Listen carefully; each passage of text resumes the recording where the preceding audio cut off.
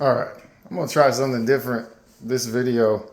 I think I kind of overthink them when I'm making these videos or whatever. I need to just start doing them. So I just got my groceries and I'm gonna talk to y'all while I'm putting my groceries away.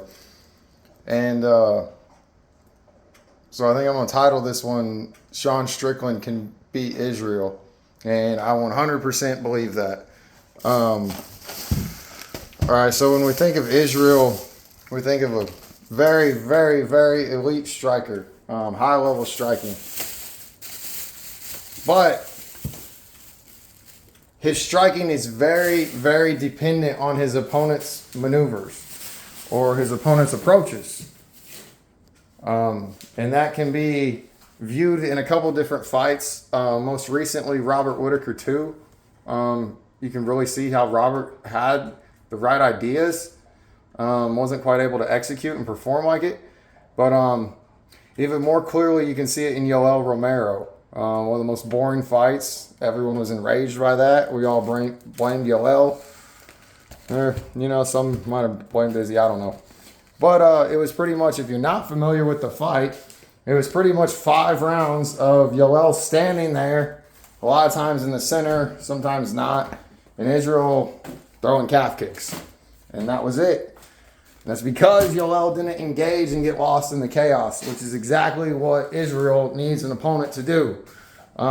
His striking and his ability of being accurate is extremely, extremely elite. And on top of this, like, the people that know me, typically I have an Israel Adesanya hat on backwards. Like, I'm a huge Izzy fan, and I have been I can't say I knew who he was back when he was kickboxing. I heard of him in the UFC because I started hyping him as the next Silva, and I was like, man, no, he ain't. And for a long time, I still don't think he's anything like Silva. I understand why they're making the comparisons, but their styles and approaches are not the same. It's just, I can see how from an entertainment aspect, it's like they're both can be flashy or whatever, but they're not the same, and that's a whole different video. But the way Strickland can beat and has a very good chance to beat Israel is his whole fighting style is just hands in the middle and going forward. Like, you're gonna get hit by him. He's not afraid. A lot of times the rapid or what I'd call exotic movements that people like Israel or Anderson do, they create chaos. The opponent's like, what's going on? And it's something I just posted about last night that Corey was saying, and people in like my personal life know this. Striking is all in vision, and it's what you see, and it's what you create for them to see. But to see it, you have to process it in your brain and then act it out. So if you're seeing something you've never saw before, like the fighter's moving in a different way, it's going to mess up your reaction speed at first, and you're going to kind of like either do something you don't typically do, like move in a manner you're not familiar with, or even worse, you're not going to do anything. You're going to stand there and watch. And that sounds really simple, or it sounds like that'd be like impossible to do. But we're talking milliseconds of time. And people, if you're not actively training this and actively sparring, it's not visual. You can't see it on the TV how much a half a second is in a fight. That isn't going to work with Sean. Sean isn't going to stand there and watch anything. Sean is going to be looking for his shot. Now, I'm not saying Sean is going to beat Israel. I think if it goes 5 rounds, Sean's going to win, though.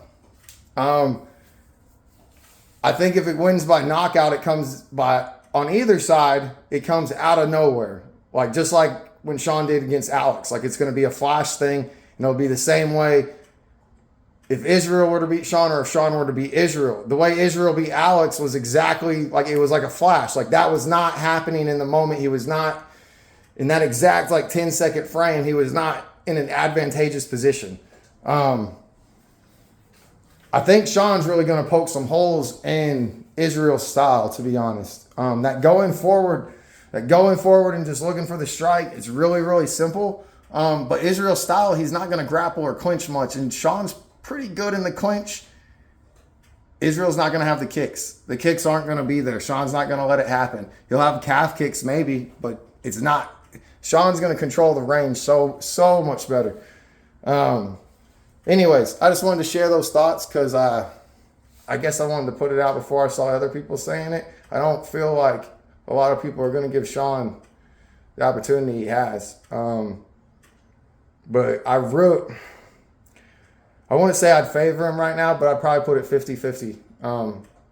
And as we get closer, I think the way their personalities approach it is going to tell a lot. But Sean Strickland can definitely beat Israel.